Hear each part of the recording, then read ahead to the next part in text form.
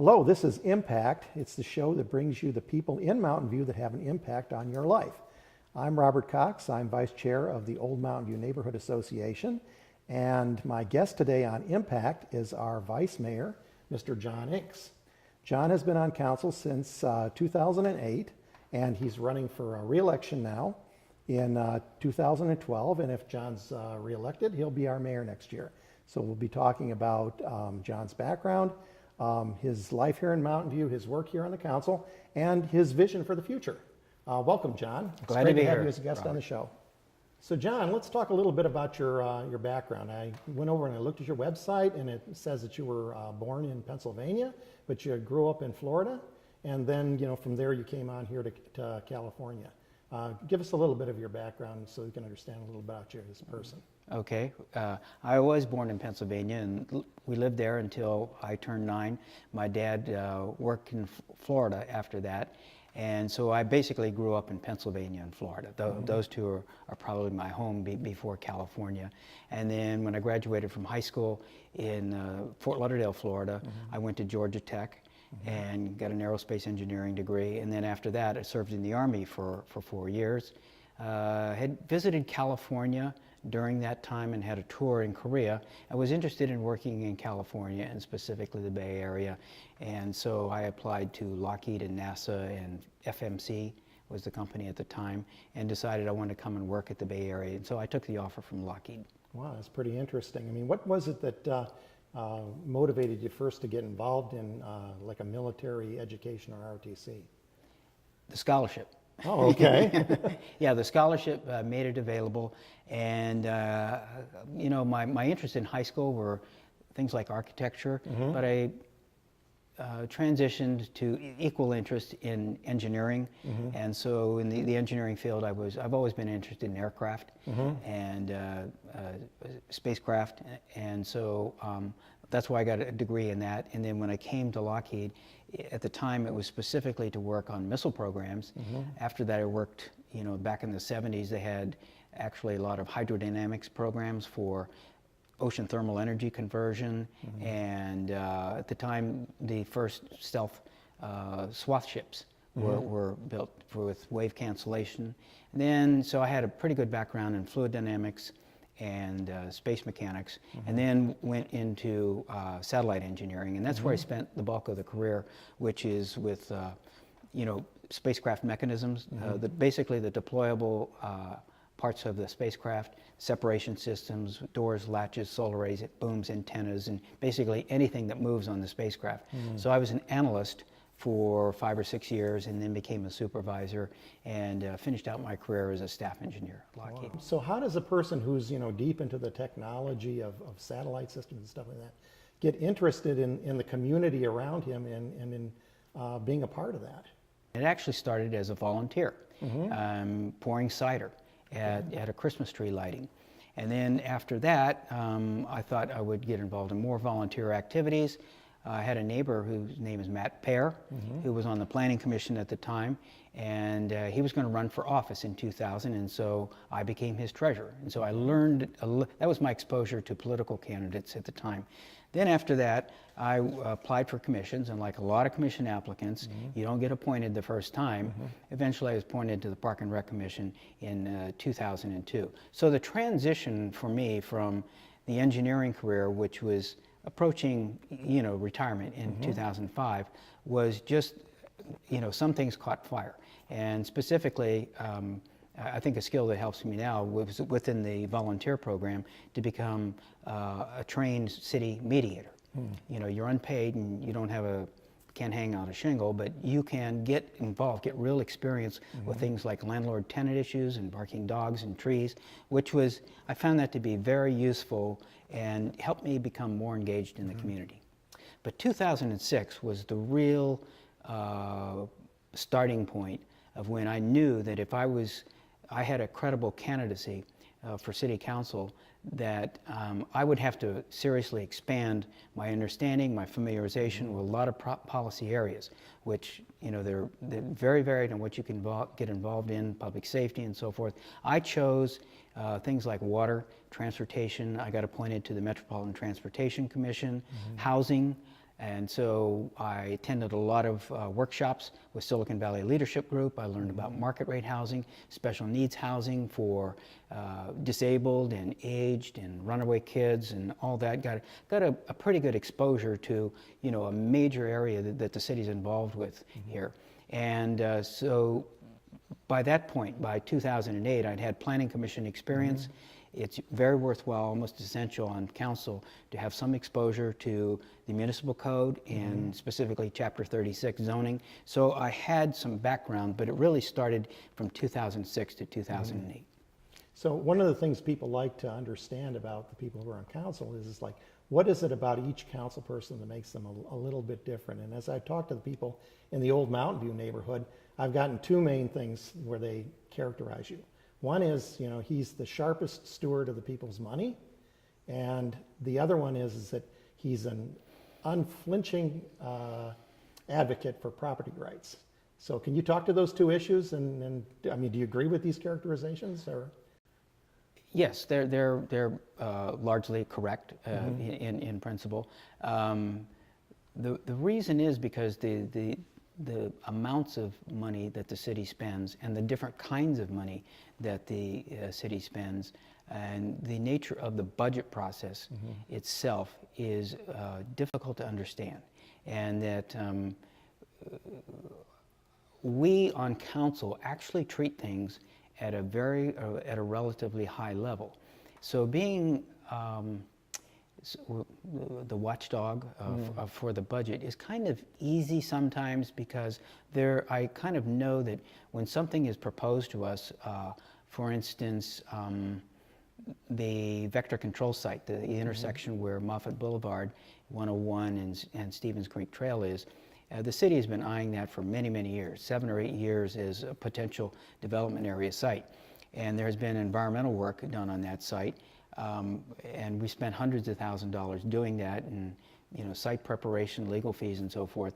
And we were asked for even more money on that, and it was only because the staff didn't, you know, brief us, I think, as completely as we should, that I decided asking for several $100,000 more did not make sense. And so it becomes comfortable sometimes, you know, saying no to spending that isn't really justified. Because there are a lot of things, especially on the consent calendar, that come through that can be $10,000, $100,000. The majority of that I probably approve, but when I see things that are wrong, whether it be you know, compensation adjustments or you know, some other area, I will readily question it. Okay. Let's also talk a little bit about Mr. Inks, the property rights advocate. Yes. What does that really mean, and how does your personal philosophy in this area influence the way you vote? Well, my approach to property rights, I mean, I think people have the right to do what they want with their property, basically, you know, as long as they don't violate the same rights of other people, which means you don't pollute, you don't trespass. I happen to not be as particular about what color they paint their door or what pattern that they put on their garage door. We have some in the community that think that it's appropriate to dictate that level of detail. So I sort of draw the line when you're over-designing things, especially, I mean, from the council days, because a lot of applicants, they've already gone through a rather extensive architectural review, and my view is that if the pros, the architects, have bought something off, I don't feel the need to be able to put my touch on it necessarily. So I tend to give more respect and weight to the interest of applicants for projects, you know, putting them in their position that they've already been through a number of hurdles with the city. So it's easy for me to sometimes to say, no, I think they should be able to do that. Okay. Let's talk a little bit about the general plan. Mountain View just wrapped up putting together a 20-year general plan, and in the final discussions of this in front of council this year, you were surprising a few people in the audience because you were wavering on the idea of whether you would vote in favor or even against it. Can you talk a little bit to that? Yes, and if you recall that hearing, you know, the final night on, and in fact, the week preceding the hearing, the issue of the general plan basically got hitched to a single sub-issue of housing in North Bayshore. And I do have concerns and reservations about the general plan in that what we actually approved that night was not just the plan itself and the greenhouse gas and the environmental impact, and there are lots and lots of actions and goals and objectives buried down, and there were hundreds and hundreds of pages of paper, and that was the source of my of my reservation on the plan. I ended up voting for it because I knew that the housing thing wasn't going to pass. The housing in North Bayshore was not treated as I would treat it, as a more global issue associated with objectives in the North Bayshore, which are fewer vehicle miles traveled, connectivity in the community, live near work. People were talking about feral cats and dormitory rooms and those kinds of analogies. And it was evident that the plan was passed. And in some ways it was kind of a snap decision, but it decided to go along with it. I hope that some of the actions in there, the interpretations with regard to pedestrian friendliness and walkability and some of the other abilities that are in there don't lead to bureaucratic requirements on development in the future. Okay. One of the things that's a big feature of the new general plan is that the idea that Mountain View will be growing quite a bit in the next 20 years, at least that's the projection was to go from a population of 75,000 to a population of about 100,000. And you talked a little bit about when you were on the EPC how it was important to learn about zoning. Can you tell us a little bit about your philosophy about what is zoning an appropriate thing to do, and how should it be done? And also in terms of like general plans. I mean, can we really plan for having 100,000 people in Mountain View, or should we be following things on a case-by-case basis? What's your view on these ideas? A couple of views would be my own, in that if you take where we are today with the existing general plan and the existing zoning, which hasn't changed according to the new general plan, in a denser, crowded community, regardless of what the zoning is, you have people with needs, okay? And for instance, we have in some cases, preschools and a ballet school that is located in an industrial area. They've been there for many, many, many years, but there are hurdles because of the zoning that is there in terms of what they're able to do because of limitations on children. So first of all, I think on the zoning itself, you need a lot of flexibility, flexibility with the existing zoning. And in fact, I'll talk about this a little later, but I've worked with preschools, daycare, even people that want to build on El Camino Real now. There's a little bit of unclarity with what you can do with your property because of the current zoning and then the transitions that we're going to be going to. A North Bayshore precise plan, San Antonio precise plan, actually a precise plan for El Camino Real. So I've told you about the current zoning. I think we need flexibility in that, and I generally sort of agree with the community. The community said that there are certain areas that are growth areas, and that's fine, and that we are going to have change. I think we need to be able to change to respond to not only local economic conditions and demands for housing, but worldwide changes and technological developments, economic developments around the whole globe that are going to affect how Mountain View remains competitive in the world market. So right now, I've been helping property owners with the current zoning, and then working with the city manager. I have a very good working relationship with Dan Rich, is to now find out on things like the El Camino Real, this P zone, which is a transition from commercial retail arterial to the precise plan that'll be for El Camino, and how that definition will come about, because gradually over time, properties are going to be redeveloped and changed, and staff is going to be developing some guidelines that property owners need to know and understand and make sure that makes sense. So I'm kind of actively involved in knowing what's going on there too. Okay, that's pretty good. So, a lot of us here in California are very nervous when we pick up the newspapers and we read about the bankruptcy of cities like Vallejo and Stockton and San Bernardino, and we want to know, I mean, we look at with some nervousness at what's going on in San Jose, even very close to us, and we want to feel like Mountain View isn't going to end up on the same path. Do we have reason to be concerned about that? And does something different need to be done in council to keep that from happening? The main thing is that you don't have a council that takes its eye off the budget, and that you have a city manager that who's largely responsible for creating the budget. We don't really create the budget. The city manager and the finance director create the budget. And that, my experience is that they run models. They run models on things like revenue, expenditures, and based on forecasts and so forth.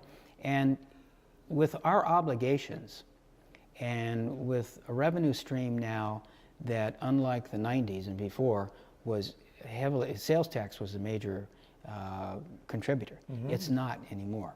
It's now. What is it now? It's property tax, basically.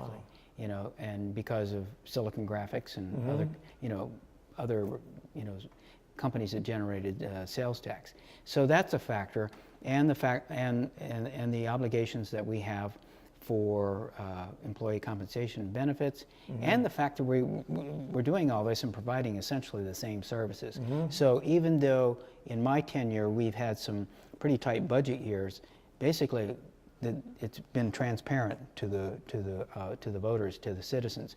But if you get a council that has different ideas, it's about spending and spending priorities, that can change. And so I think it's appropriate for voters, your viewers, to, it's very important who you elect to council and what their approach is on fiscal policy. One of the things that we talked about a little bit offline was that, even though we have long-term contracts in place for city employees right now, those will only go for 3 years, and then anybody who's being elected to council in this term is going to have to weigh in on the future of those agreements. So it sounds like it's an important thing when people go to vote, that they realize that the people that they're voting for are going to make those decisions. So supposing that you are reelected, you'll be mayor next year, what would the year of John Inks as mayor of Mountain View be like? As far as the budget goes? Or just in terms of like your vision for this year where you would be the mayor? Well, this is interesting because I've thought about this. First of all, to be mayor, I have to be reelected, and my colleagues have to elect me to be the mayor. But I have thought about that, and one thing that is going to be different, and this is probably the main thing I'm going to be focusing on in 2013, is that I've been on a council where we have had the same 4 council members for the last 4 years, which is unusual because usually there's some turnover there. And now, inevitably, whether it's a goal of mine or not, there was going to be change on the council. There will be at least 2 new faces. And the chemistry of the council is necessarily going to change somewhat.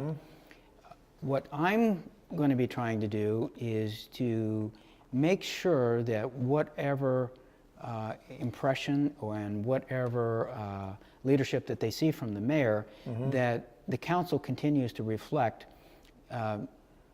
not necessarily unanimity on all the issues, but even where we have our differences, that we're cordial and respectful for each other, and that how the new members are brought in to the council, that the net impression to the community and to the staff is not a distraction. That it's understood that the people, they have confidence in what we're doing, which means that the staff and the community will start to see some trends, some consistencies, and just to build on that. So that's one area that's been on my mind. I would probably continue working on things like transportation. That's of interest to me. Things like zoning, that's of interest to me, and maintaining balanced budgets. That's pretty neat. So in some final thoughts here, we would like to just ask you, can you give some advice to some of the younger people here who are living in Mountain View are thinking like, what I'm doing, my work's important, but I want to be involved in my community. How do I get involved? It's infinite, the number of ways to become involved. What I encourage people to do, if the city happens to be one area, is that you just go to the city website, and maybe go to a commission meeting. Find out what's going on in the city, what is of interest to you. Perhaps maybe apply for a commission someday, but not necessarily. Find out what you're interested in and participate as a member of the audience, and speak out in public. That's a good way to do that, on matters that are important to you. And you can start to find out that from the website. I've talked to people that want to get more involved. A lot of people say I want to get more involved, and they considered the city, but she ended up being a big volunteer with the Salvation Army. So there's lots of ways to get involved, but I would say the website and commission meetings and city council meetings, something's important to you, go to the microphone and speak up on it. So John, I understand, obviously being vice mayor takes a lot of your time, but then I hear that you have some time for some other kinds of social activities and hobbies. What do you like to do in your spare time? Well, actually, since I retired in 2005, I retired specifically because of my hobbies.